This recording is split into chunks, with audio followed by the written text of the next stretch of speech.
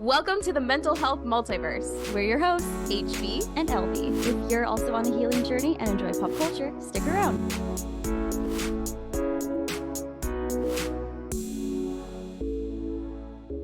Welcome, everyone, to another episode of MHM. And this week, it's a bonus episode, whoop, whoop, whoop, to talk about Inside Out 2.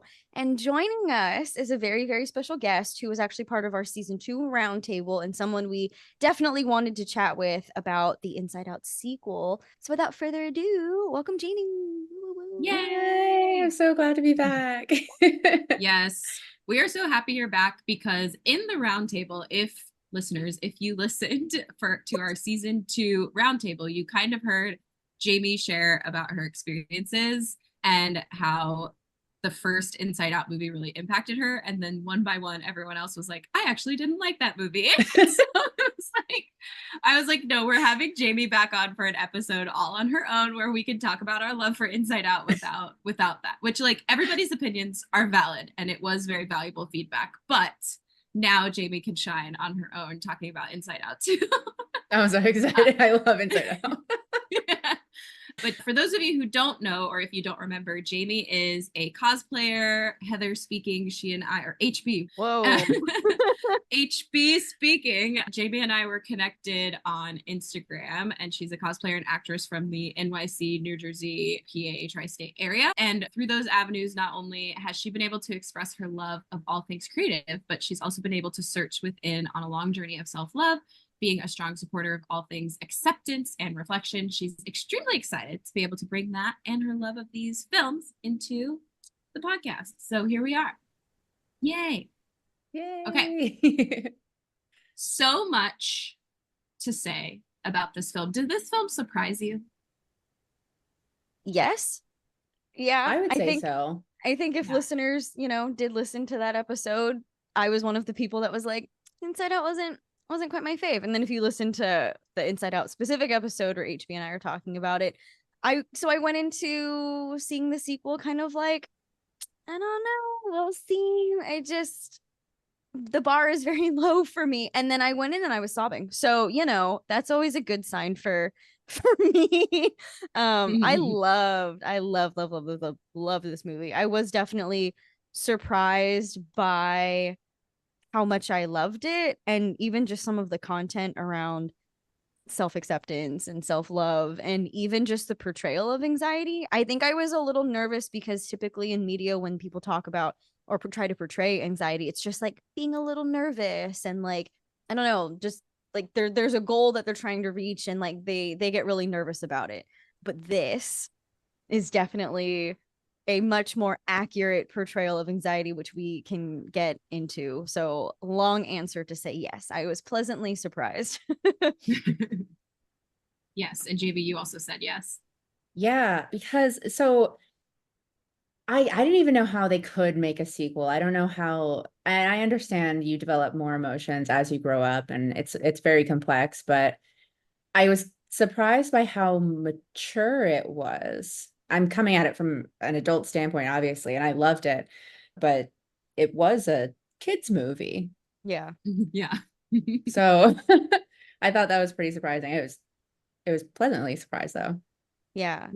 As a nanny, as someone who works with kids, I got to talk to some of the kids that I nanny for and babysit about this movie because I had the same sort of reaction. I was like, this feels quite mature.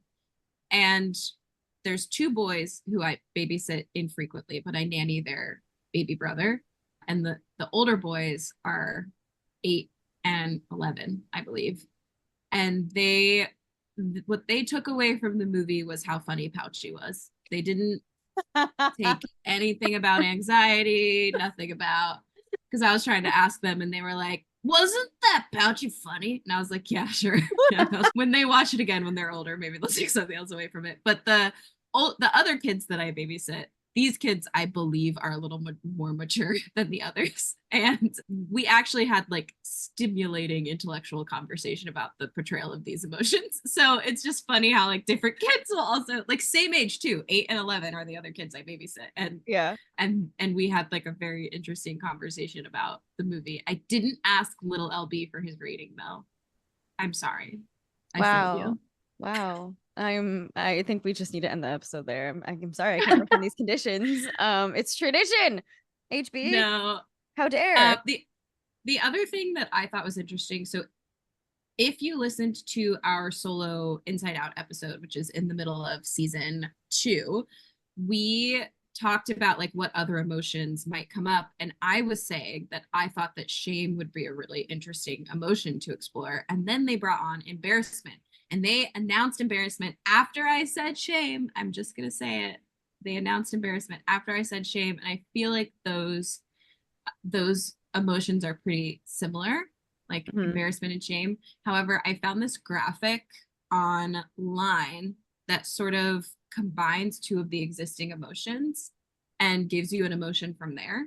And it combined disgust and embarrassment, and that was what equaled shame. I thought that was really interesting. Oh yeah, Yeah. that is interesting. Before we dive too deep into this, maybe we'll give listeners a little synopsis and introduce them to the new emotions that do show up in the movie.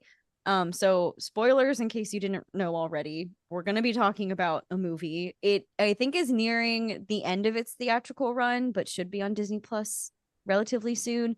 So if you weren't able to see it in theaters, maybe hit pause here and then wait until you've seen it. But anyway, thanks to Google, the synopsis is: joy, sadness, anger, fear, and disgust have been running a successful operation by all accounts. However, when anxiety and new emotions show up, they aren't sure how to feel. And so not only does anxiety show up, but we have ennui.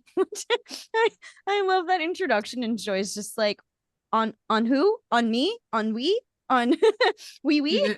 We have envy, which I thought was really interesting. And she's adorable. I love that character so much. HB, like you said, we get embarrassment. And is that it? Those are the main ones. The main ones. And then there's nostalgia, but it's like I love when nostalgia comes out and they're like, no, you don't come out until like 2 graduations, a best friend's wedding.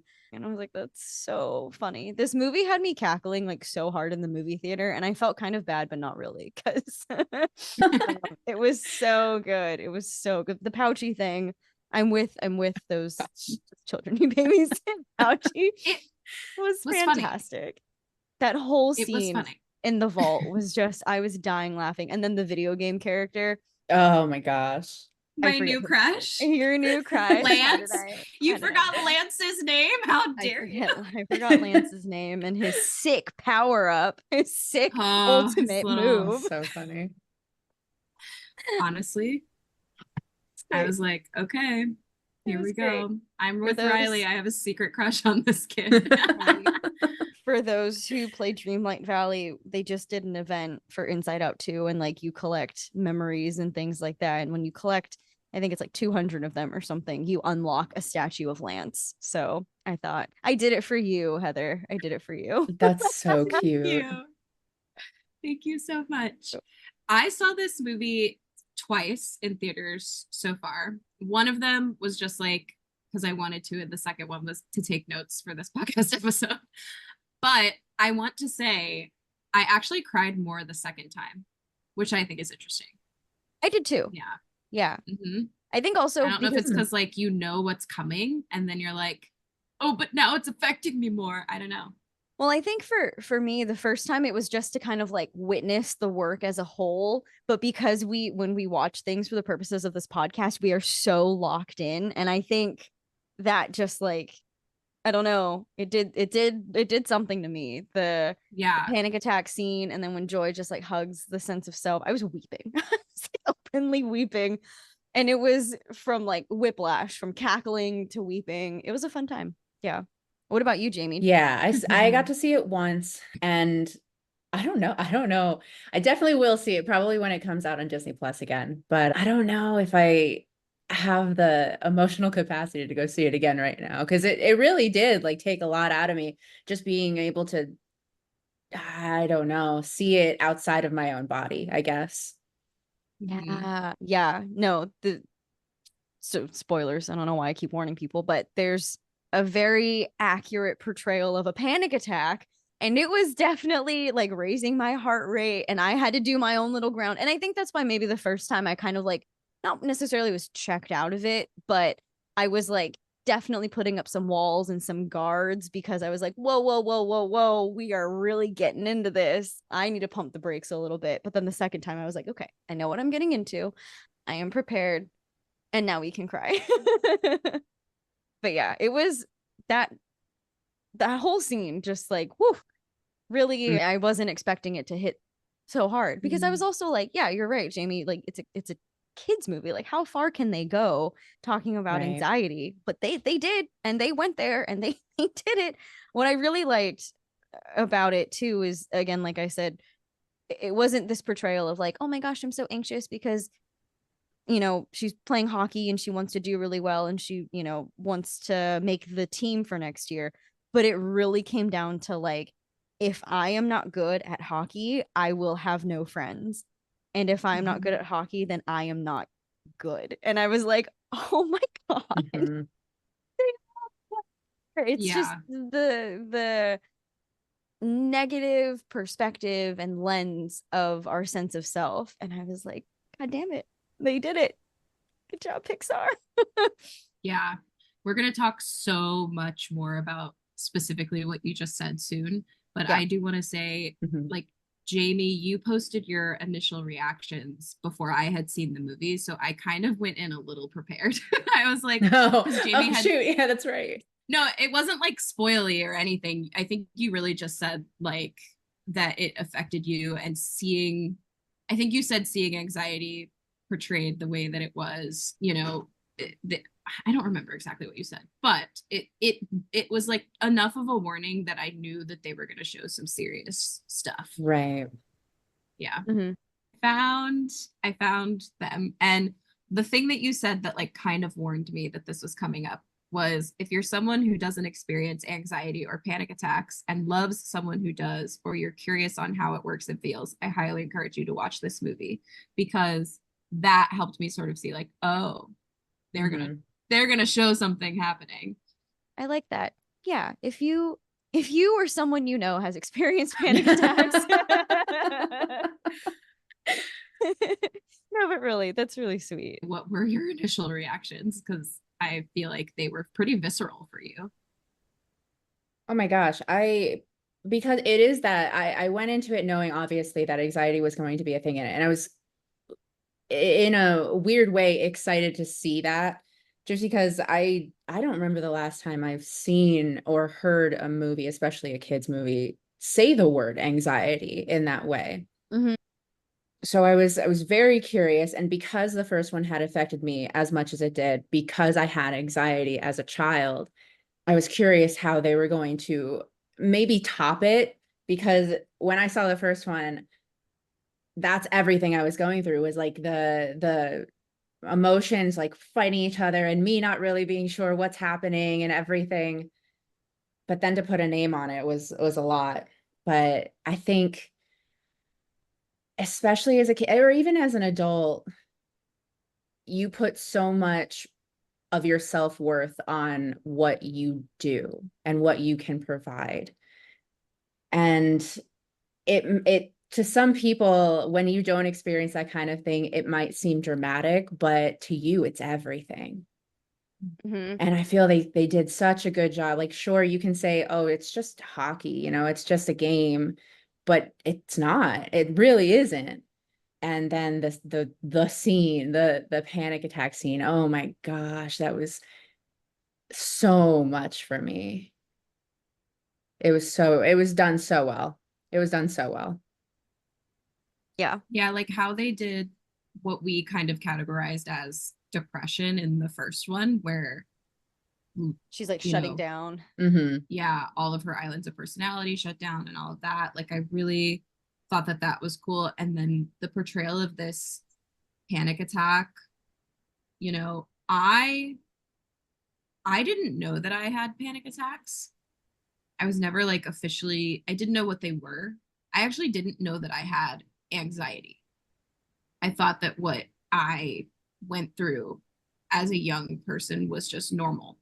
And one of my best friends has like chronic severe anxiety.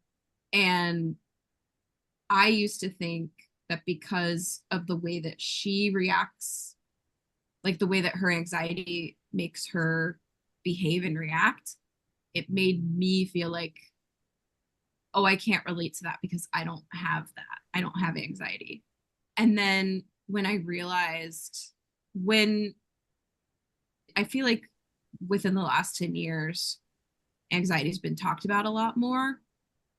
And especially like on social media or in very accessible planes, because even with my therapist, like I got diagnosed with ADHD before I was told that I have like anxiety, like, but long story short, I told my mom finally, or talked to my mom about it and was like, Mom, I think I have like panic attacks and anxiety. And like, I think that's what happens to me when I get anxious. And she was like, yeah, Heather, when you were a kid, like you wouldn't sleep before the first day of school. And it wasn't excitement, it was anxiety.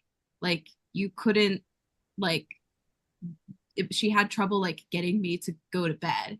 And then it's funny that I live in New York now. We came to the Macy's Thanksgiving Day parade when I was like 14 or 13.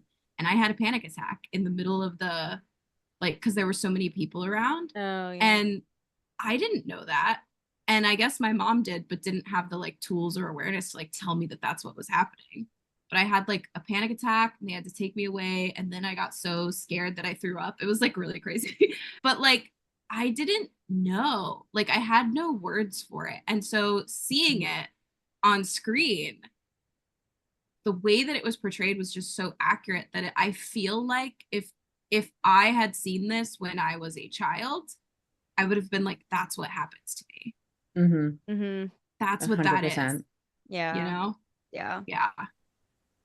No, that's a really good point. And I think I said this about the first movie. I'm glad that it exists and it gives children and probably adults too something to point to and have words for, of like, oh, this feels exactly what I'm going through, and I can finally like, have a frame of reference. And the same thing here. What I really, really like though about this portrayal of anxiety is that at some point it does feel like, anxiety is like the enemy or whatever, but really the message is that anxiety is not an enemy, and it is an attempt to protect you. And sometimes it goes too far, and then that's when it can turn into something chronic and toxic and bad. But I liked the way that anxiety was like introduced, because they talk about how fear protects her, meaning Riley. Fear will protect her from the things she can see, but anxiety is here to protect her from the things she can't see. And I was like, whoa, that is such a good way to like wrap up in a children's movie. It's obviously much more nuanced and complicated than that, but that is like just a really good way to present the idea of anxiety and what that means and why it's a thing that we can have, because ultimately, it can serve a purpose. And then I thought too, so in the movie we're also introduced to this idea of like sense of self, which is a little bit different, which is new, not even different, which is new from the first movie, because she's like getting older and developing her sense of self, and it's very much like assured, like I am blank, like I am a good friend, I am a good person, I don't remember all the other things, but those were the two that had stood out to me. And then when anxiety kind of takes over the control room and starts developing different beliefs, it's very much this like if then, like if I'm good at hockey, then I'll have friends. If I have friends, then I won't be alone. If I'm not alone, then that means I'm liked and I belong and I'm accepted and blah, blah, blah. And that was another thing where I was like, God damn, that is such a good way to show anxiety, because it's not just like, oh, I want to make sure that I'm liked. It's that if I am not liked, then I like something bad is going to happen to me. So yeah, anyway, those are just some portrayals of anxiety that like I had stood out to me, and I was like, oh my God, it's so good. That's just something that I've tried to explain to people before, that when I get in not panic attacks, but when my anxiety starts ramping up, I try to explain, like, it's not just one thing that is bothering me. It's this cycle and this circle of, like, well, if this is this, then this is this, then this is this, then this is, it's a million thoughts all at the same time. It's not just one single fear. Mm-hmm. Because It's a spiral. yeah. And that's definitely a really good differentiation, I think, between like anxiety and just being nervous. I think so much of what some people will categorize as anxiety is just like generally relatively healthy nerves towards something that you can and should be nervous about, you know? I think that it's interesting how they portray the sense of self through memories. So like the core memories go down into the little pool, and then they bring up these little strings that become the sense of self. And it is interesting because there are two factors that are happening in the movie. One factor is that Joy is getting rid of all of Riley's negative core memories. So like every time something happens that's awkward or uncomfortable or bad, quote unquote bad, Joy gets rid of it and doesn't let it go to where it's supposed to go, right? And the other factor is that there are a lot of external things affecting Riley's beliefs and sense of self. And anxiety is obviously helping with that, like helping enhance that. So we've got these external factors that are the new people wanting to be on the hockey team, wanting to make the team, wanting to make new friends, wanting to be good. And we've also got Joy kind of getting rid of all of the negative emotions. So I think Riley's sense of self being so strong and steadfast in that she's a good person and that she's a good friend and that she's, you know, all of these very, very positive things, which she is all of those things, right? Starts to get skewed when we allow those negative, quote unquote negative or quote unquote bad memories, I guess, or beliefs sink in. And one thing that I really love about how the movie ends is that it goes from this Riley being this like steadfast in her beliefs, I am good, good, good. And then when anxiety takes over, it becomes like, oh my gosh, what does she say when anxiety's sense of self finally comes together? I'm not good enough. Right? So she goes from like, I'm a good person to I'm not good enough when anxiety takes over. And right? it surprises anxiety too, because that was not her intention either. Yeah. Right. But what happens when the part that makes in the movie that makes everyone so emotional, when all of the emotions hug the sense of self, right? And mend it, it becomes this ebbing and flowing thing. And I just think that that's such a beautiful and accurate portrayal of your sense of self, because your sense of self does sort of get rocked by external factors and anxiety and emotions, depending on what's going on in your life. Like if you have quote unquote failed at something, if you're going through a breakup, if something like there's so many external factors that can affect your sense of self. And just because one thing is true doesn't mean that something else is also not true. And I think obviously that's a bit complicated for children to understand. And I think it's cool that it's being introduced in this way. But it's even hard for adults to understand, right? Like just because you did a bad thing doesn't mean you are a bad person, or just because you made a mistake doesn't mean you are stupid, you know? And I think we do have these like extreme black and white ways of looking at things. And of course, Marissa's favorite thing about our podcast is that we live in the both and both things can be true. You can have made a mistake, but you can also be a very intelligent person. And, you know, you may have been in a rotten relationship where you weren't treated well, that doesn't mean that you're worthless. That doesn't mean like all of these external things that we get quote unquote evidence of because of how other people have affected us. It doesn't change who we are, but it does rock our sense of self. Yeah. And not even Absolutely. maybe the external things that we can see, but like in the movie, the projections of like, what if, like, these are the potentialities of things that can happen. And that is also somehow swaying who we are. Because I think anxiety has this quote, joy is like, you're trying to change who Riley is, I think. And anxiety says something along the lines of like, it's not about who Riley is, but who she needs to be.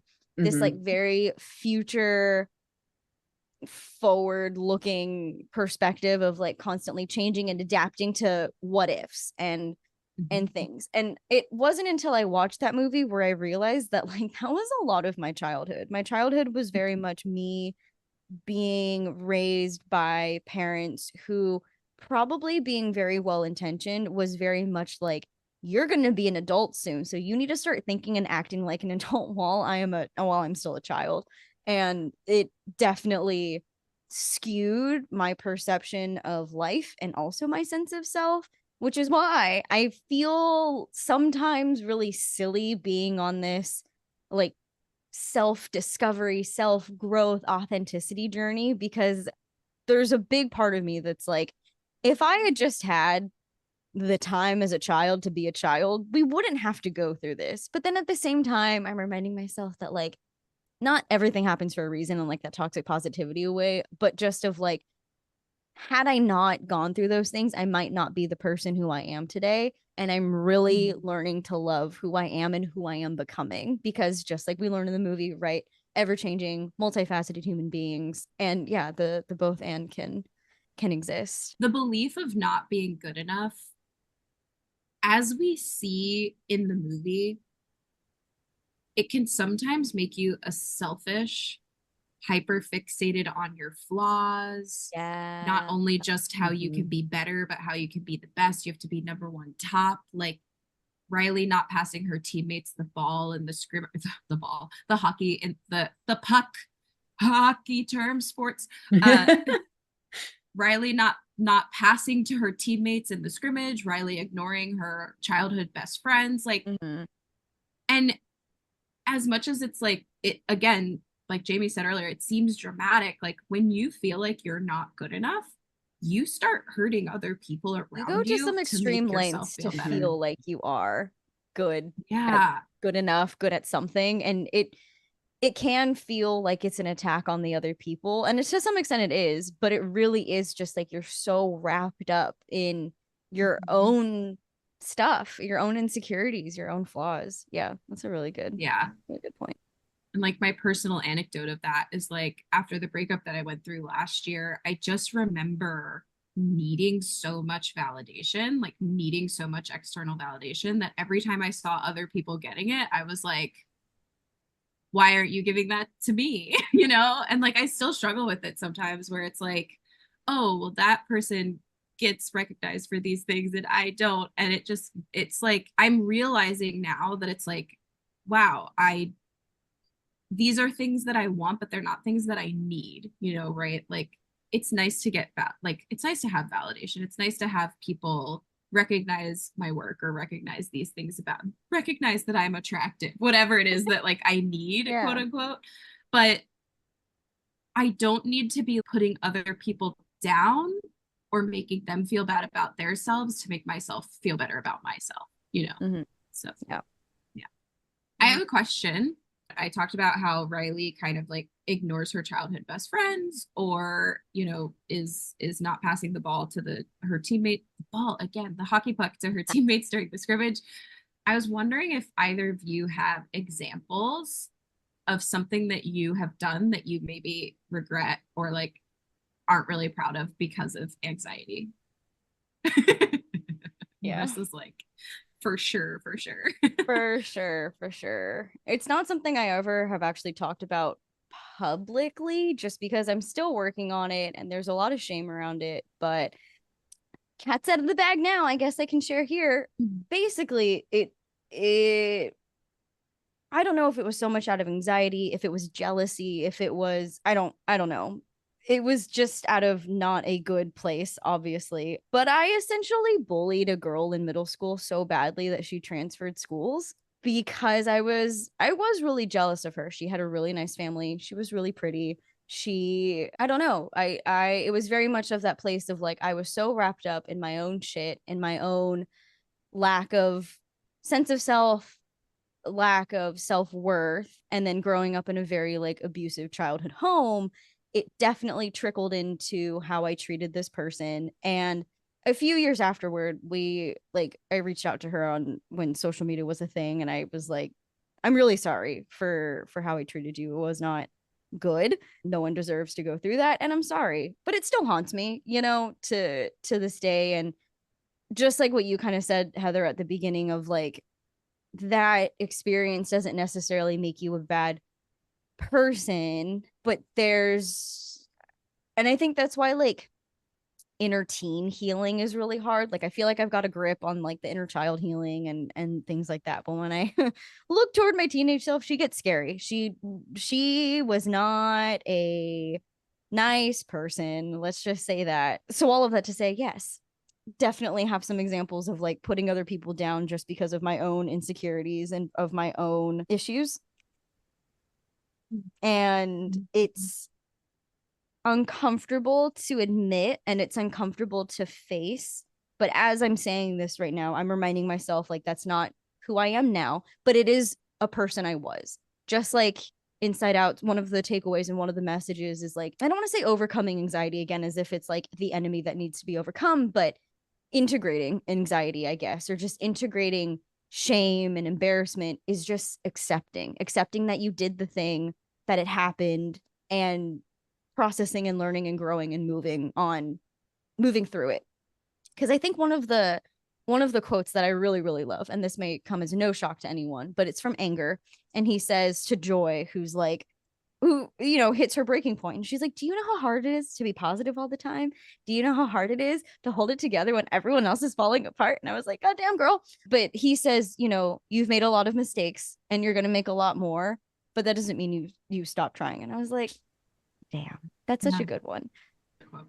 So yeah, anyway, as I'm talking about this, that's like the quote that keeps popping up in my head is like, you did a bad thing, you're probably going to continue doing bad things, and you're not going to handle everything perfectly, but that doesn't mean you stop living life. That doesn't mean you just stop.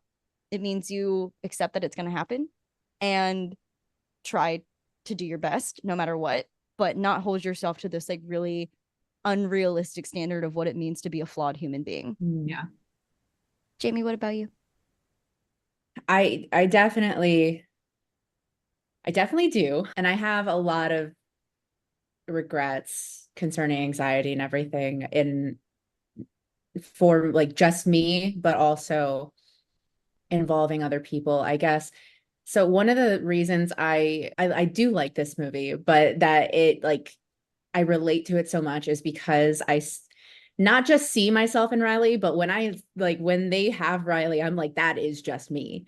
Because one of my biggest things is wanting to be accepted by others. Mm-hmm. And I'll go to great lengths to feel accepted by others. So I think in that, and this is something that I'm learning, and I feel over the past year especially, I've gotten a grip of it a little bit better, but it's the whole I have this thing where when I enter new friendships or a relationship or anything, I feel like I need to have certain things, I guess validations, to make me feel like, oh, okay, so you think that this is a good relationship and this is going to work out, and you find value in me the same that I find value in you. So, which in most cases is fine because there is mutual value in friendships and relationships, and you should both recognize that. But I think a lot of times I get to a point where it's pressure then, and I put pressure on people to make me feel these things that shouldn't have to exist. And I don't think that's fair. And I'm recognizing more and more that it's not fair to, just because I feel this way and that I need these things or want these things, that I harp at somebody for it. Yeah, like they have to fill that need. Right. That's not on them. Yeah. No, that makes sense. Thank you for sharing that. I think that's something a lot of people can relate to, even if they're not quite aware that it's a thing that they're doing. But I've definitely gone through phases of that where it felt very much like transactional, you know, like I've done this for you. I am now expecting you to do something for me. Right. And over the course of my adulthood, I'm learning that's not fair and that's not love. Of course, you want some level of, you know, like you said, like you want it to be mutual. You want like mutual effort put into any kind of relationship, but it's not fair when you are then putting upon the other person something that you want that they most likely cannot give you, which is like that validation. Like for me, it was very much I needed people to show me that I was good enough. And how does a friend do that, you know? Because you can love someone so much and you can give them so much, but if they're in a place of not being able to accept it, then you know it won't be enough. So yeah. Exactly. Yeah, but I think there's like a fine line to toe there too, where it's like if someone is giving you nothing, Absolutely. too, you know, or like bare minimum, and that ramps up my anxiety too, where it's like, wait a minute, where are you going? Why are you disappearing? Why are we suddenly not talking anymore? And I do think like there's times when that's anxious, and there's times when that's, oh, this person is not a good friend, or like this person is not a good person to be in a relationship with. Like there's like different levels of managing that anxiety where it's like, are you not meeting a bare minimum, or am I just behaving in a very anxious way? You know, that's something that I definitely struggle with, because a lot of times it'll, if someone maybe isn't the right fit for me in my life, that anxiety in me then tells me like, oh, there you go, Jamie, you did it again. You put too much pressure, you push them away, like this is your fault. And that doesn't have to be the case either at all. Yeah. And I think that's just like the movie portrays, anxiety is so much of like putting a lot of pressure on ourselves to have things go a certain way, right? It is a lot about like control.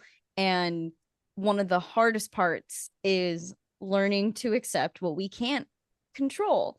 And it sucks because anxiety is very much like we need to have a grip on everything, because if we do, then we can predict everything and nothing can hurt us. But that's just like that's not reality. And I think that's something Joy says actually at the end when they've, you know, everyone's working together and they're a team and anxiety's kind of freaking out about something.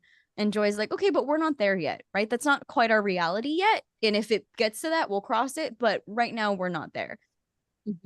And that I think was one of the things that I really loved about how to integrate anxiety is very much accepting like why it's there, why it keeps coming up, and then also being in the present moment of like, yes, these things could happen, and it's great to have a game plan, and it's great to want to protect yourself and be safe and blah, blah, blah, but we're not there. So we don't need to like put ourselves through that, because I think something that I learned over the course of like my healing and being in therapy is that thinking about those things, your body, your nervous system doesn't necessarily recognize imagination. So it's going to feel like you're in it, even though you're not exactly in it. In the same way that like you're triggered from the past, worrying about the future can also have like the same chemical reactions and things like that. And that was one of the things in the movie that like not made me weep, but like really, really hit me was when they're in imagination land and then they find the pillow fort, and it's been used for her imagination to send projections of like what if, like what are all the bad things that could happen so that we can prepare ourselves or protect ourselves or avoid them. And they have a line of like, they're using Riley's imagination against her. And I was like, Yeah. oh shit. God damn it. That is so accurate. And it hurts, and it like hurt on some level. And it sucks that, yeah, that's kind of what is going on up in here. Yeah. And then also like in your nervous system. It's, yeah, you imagine those scenarios, or you reimagine those scenarios, and here we are. It feels like you're back in it. Or yeah, I also really thought that was brilliant, the way that they used imagination land, because it's so accurate. And yeah. And then I like the shift of like, but then what are some good things that could potentially happen? Even if they were like, quote unquote, unrealistic, of like her making the Olympic team and her parents being so proud and blah, blah, blah. But I thought that was like, people who are just now getting a very basic understanding of anxiety and how it might be present in their own life. This movie has so many great introductory tools, I feel like, to work with and around anxiety, like the, you know, while in the projection room, also thinking about the good things that could potentially happen when she's in the middle of the panic attack and they're hugging her sense of self. She's like doing that grounding thing of, you know, touching something, listening to things, breathing. And I thought that was really valuable too. Yeah. I do really like that they incorporated ways to manage anxiety as not just depicting it. And it's funny because they didn't actually say that Riley was doing that grounding technique, but they show it, you know. And and it's so, the animation is so beautiful there. Like something about the sound design and the animation, and then when she is back on the rink and the sun is coming through and she's looking at her friends and they're just skating with her on the rink and everyone's happy and smiling. I'm tearing up just thinking about it. Like that was that was so beautiful. We've talked a lot about different aspects of the movie and how anxiety is portrayed, but I kind of wanted to like shift the conversation into themes, if that's cool. So Jamie, I'm gonna pick on you again. Sorry. What were some themes that came up for you in this movie? I think the biggest one, that I think the overarching theme of you are who you are. You're made up of the good and the bad, and that's who you are, and that's beautiful. Oh my gosh, I think that end line of, shoot, I can't remember what it is, but something about like all of that being every bit of Riley makes her who she is, and we all love her. Every messy, beautiful piece of her. That just made me cry all over again, because that's something that I struggle with. That even though it's like no one is all positive, no one is all good or anything, but that's okay. And like, you are such a beautiful person, even with your flaws. I love that so much. It's a good one. I like the theme of every emotion belongs, and the ebb and flow, which I mentioned before, of that sense of self. I liked the part where, I think it's right after the panic attack, and Sadness says to Joy, Riley wants you, versus I think in the first movie it was very much like Joy trying to figure out what Riley, or even in this movie I think too, both Joy and Anxiety trying to pick and choose what Riley needs and assuming what Riley needs to make her happy, to make her safe, and blah blah blah, when in reality it's like you just kind of have to let her go, let Riley be Riley, and then, you know. Well, I liked that line too, because the moment, and you were just describing it, like the moment where the sun is on her face and she's smiling and she's playing again, it reminded her of why she loved hockey in the first place. She started hockey for joy. That's why she started hockey. And I think, like, as a cosplayer, I'm sure Jamie can relate to this. Like, a lot of times when I'm like, why am I doing this? Why do I post? What am I doing? It's so nice to remember that I do it for joy.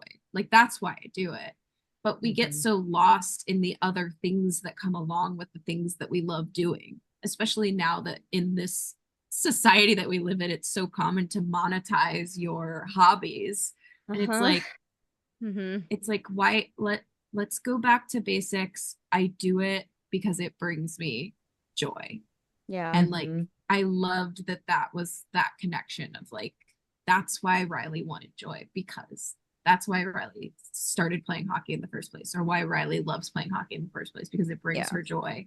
And I just feel like that's such an important message from the movie, is like to not get lost or pulled too far away from that joy in the things that you started because of it in the first place, you know? Yeah. That whole scene was very much like grounding in every sense of the word, of like her grounding to work through the panic attack of touching things, listening, breathing, but then also, like recentering herself into why she's doing the thing and why it brings her so much joy, and staying grounded in that versus getting swept up and pushed off her center of like, this is now a means for me to get X, Y, and Z, you know? Yeah. I also really found the theme of friendship interesting in this movie. And I think what I love about Riley's two best friends kind of, for lack of a better word, betraying her at the beginning. They don't really, but like they are going to a different school and they haven't told her about it. And there's a very cute scene about the emotions being like, did you see the look? Did you see the look? We gotta look, you know? But what I like about that is that like, it's reminding us that like people can disappoint us, but that doesn't mean that they're a bad friend, right? Yes. You know? Yes. Yeah. And so like they disappointed Riley by not telling her that they were going to a different school before this, where Riley was so excited that they were all going to do it together. And then Riley really disappointed them with the way that she was behaving because of the other kids. But if you think about it, Riley wouldn't have necessarily behaved that way. Riley's anxiety wouldn't have probably shown up if her friends were going to school with her, right? Riley had to come up with something because now she's alone. And like, she's not presently alone, which is again, anxiety future casting. But what Riley sees is like, okay, well, my two best friends are no longer in the picture for my future. These people are my future. And how can I impress them to make them like me? And, you know, as both of you were talking about before, like as a chronic people pleaser, I remember not having any sense of self or any sense of identity because I just wanted to fit in so badly when I was younger.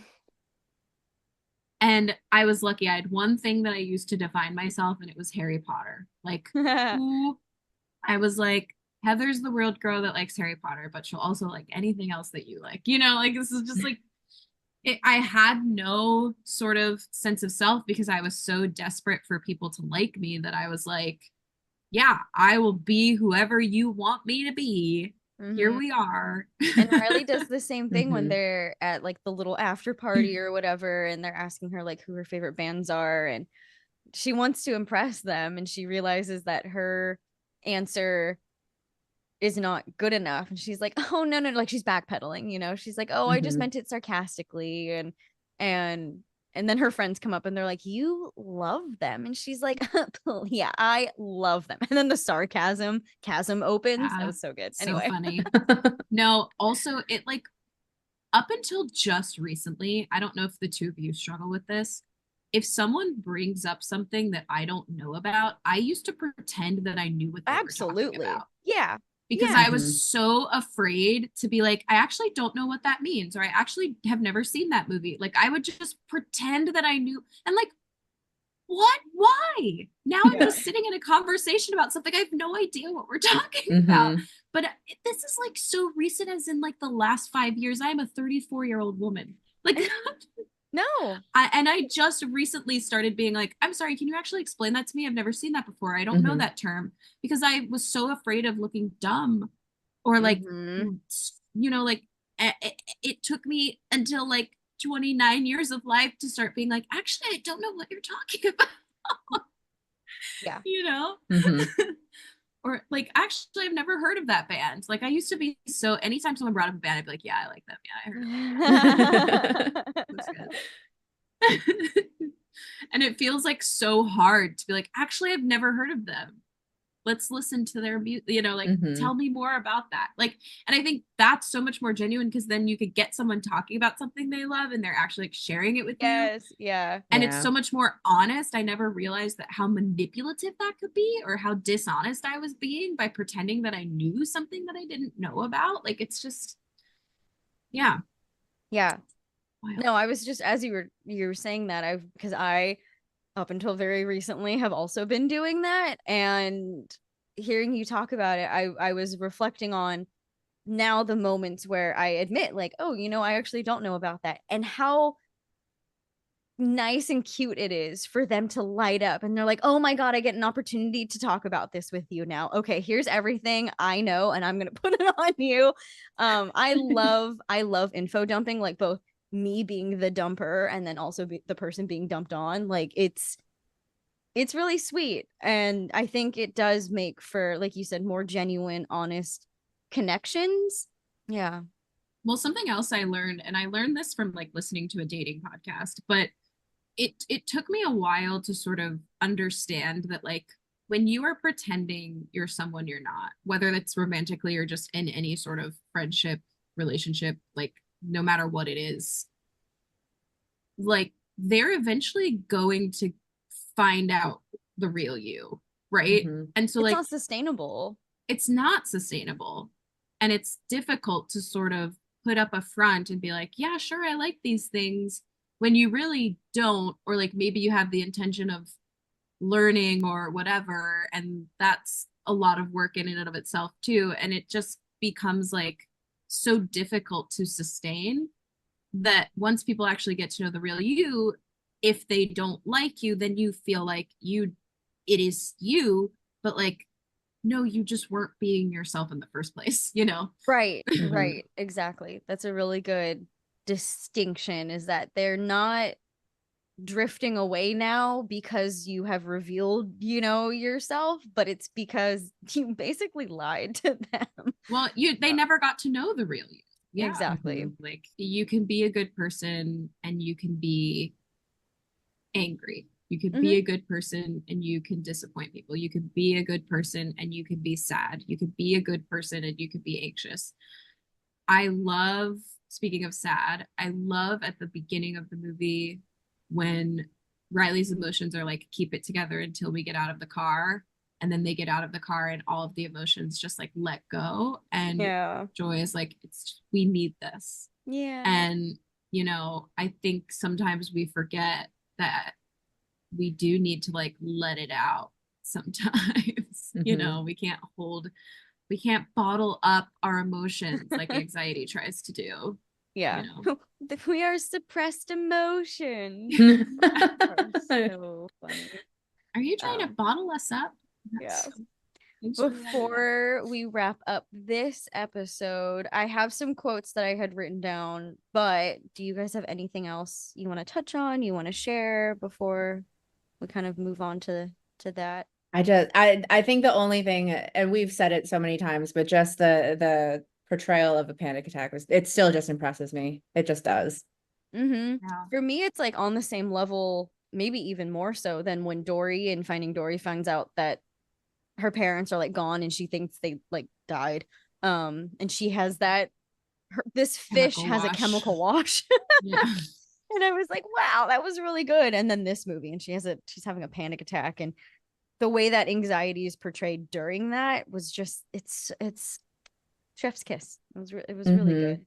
To the team who worked on that, the animators, the writers, the director, A plus, good job. Actually, fun fact, speaking of people who have worked on this movie, in the credits, it's like special thanks to, and there are 3 specific doctors, I think, but one that stood out to me was Dr. Kristen Neff, who I've been following for a really long time because she is specifically a researcher around compassion. Her website is like selfcompassion.org or something. I'll link it in the show notes, but so much of what she says around shame and compassion is so helpful and beautiful. And I highly recommend, because it really is, the message of this movie is like accepting every part of yourself. And that's so much of her work, is encouraging people and helping people radically accept themselves, as uncomfortable as it might be. And she says self-compassion involves acting the same way toward yourself when you're having a difficult time, fail, or notice something you don't like about yourself. Instead of just ignoring your pain with a stiff upper lip mentality, you stop to tell yourself, this is really difficult right now. How can I comfort and care for myself in this moment? Instead of mercilessly judging and criticizing yourself for various inadequacies or shortcomings, self-compassion means you are kind and understanding when confronted with personal failings. After all, who said you were supposed to be perfect? And I freaking love that. And I feel like Inside Out 2 definitely captures all of that, of just learning how to love and treat yourself pretty much the same way in every situation, just with love and compassion, whether you're doing really well or doing not so well. And that doesn't change how we perceive or interact with ourselves, which I think is chef's kiss. That's good. Yeah. Something we didn't talk about much is that I feel, correct me if I'm wrong, but I feel like we got more of the outside world in this movie than in the first one. Like the first one, it felt like it took place a lot in Riley's head. But in this one, we got to see a lot more externally what was happening. And I really like that, because it helped separate, like it was obviously telling a narrative about like, this is what's happening with Riley, and then this is what's happening in her head.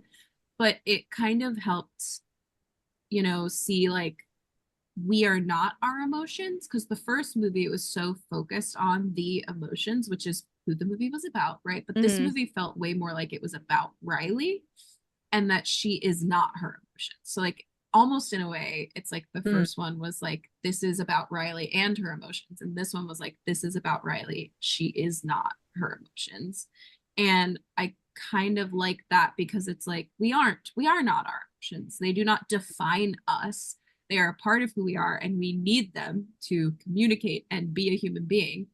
But, you know, you are not less than because you are sad. You are not, you know, all of these things that we have continually said over and over again. But like, just because you are an anxious person, that doesn't mean there is something wrong with you. And I think that's something that I've had to wrap my head around a little bit too. Same thing with like having ADHD or like needing a therapist. It's like, these things doesn't mean there's something wrong with me, right? It just means that I need some extra tools to get through the day. Yeah, in the same way that like hockey doesn't define like how good Riley is at hockey, doesn't define how good of a person she is, how good of a friend she is. There are so many other things that I think we might inadvertently put pressure on to define us. But yeah, we are not just these things. We are multifaceted. And that's what makes being a human fun and chaotic and terrifying. But I also wanted to mention Joy throwing the memories to the back of the mind that are not so positive. So I have so many memories I wish I could do that with. Where I just like, I can be such an awkward person, and sometimes I say things before I think about what I'm saying, you know. Sometimes things just come out of my mouth, or like I do things that I'm like, what was that, what did happen? But what I wanted to bring up about that, which I think the movie makes pretty clear, but just in case, is that like, suppressing those memories actually makes them worse and makes you think about them more. The less you try to think about something, the more you are going to think about it. So if you are having a sort of like cringy reaction to something you did, you kind of have to analyze it, maybe talk about it, maybe write about it. But the less you try to think about it, the more it's going to weigh on you. So I just wanted to put that out there as well. Yeah. Totally. As far as quotes go, I already shared my favorite one, which was anger being like, you made a lot of mistakes. You're going to make more, but that doesn't mean you should stop. Anxiety had some good ones around like when the panic attack is happening, she's like, I'm sorry. I was just trying to protect her. Again, my job is to protect her from the scary stuff she can't see. I plan for the future. Joy's comment around like, maybe this is what happens when you grow up. You feel less joy. And I was like, oh my God, that's so dark and deep and depressing. But luckily, we find out that that's not necessarily the case. Sometimes we just have to, like you said, Heather, like reconnect with the things that bring us joy, which is what like inner child healing and healing in general, I think, is about, is reconnecting with the things that brought you that childlike joy and wonder and fun to balance out, you know, the other things that come with being adult in this hellscape. Anyway, I know again we haven't been able to like watch this movie on Disney Plus, but are there any other quotes that stood out to you that you remember from the movie? Mine was definitely the one that Heather had before about the messy, beautiful you, or Yeah. Riley in that case. Yeah. Yeah, that's beautiful at the end. Mine were all the same as Marissa's, but I also have some that are like a little to the side. One, as someone who spends a lot of time in locker rooms, I loved it when Joy said locker rooms are a place of mutual respect. I thought that was chef's kiss because like they are, and disgust was really like older girls, we can't change in here. And I just loved that Joy kind of like mitigated that by being like locker rooms are a place of mutual respect because they, you know, yeah. I spend a lot of time in locker rooms. It's like nobody is looking at you. And if they are, they are creepy. So Yeah. And the other one is when Val, who like, okay, this is like, I'm gonna do a side tangent before I talk about this quote. I think Riley might be bi, and I think Riley has a crush on Val. I'm just gonna put that out I there. ship it. Thank you.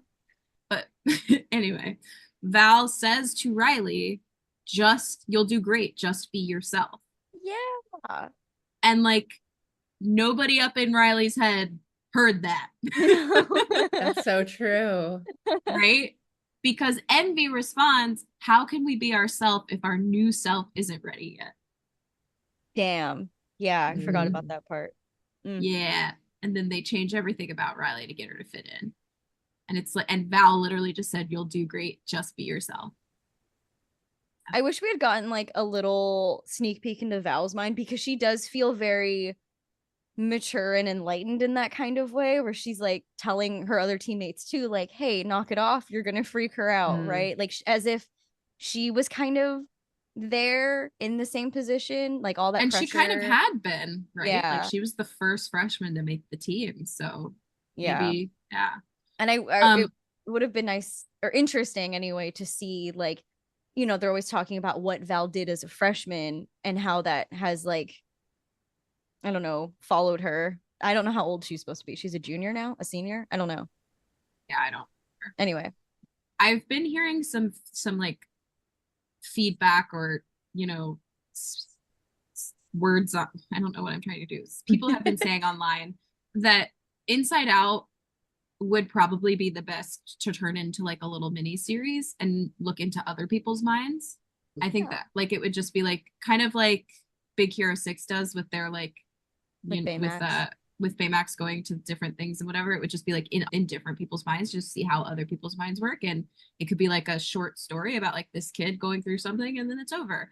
I agree with that. And then there's another bit of feedback that like where people are like, why weren't the other emotions in Riley's parents' head in the first movie if they show up when Yeah. And like my response to that is, first of all, they didn't obviously know that this was happening, but secondly, I like that they do show anxiety a little bit in someone's head. I can't remember who it is, and then it's like the emotions come and the parents are actually well, you know, regulated enough that that it's not always there, is kind of how I feel about that.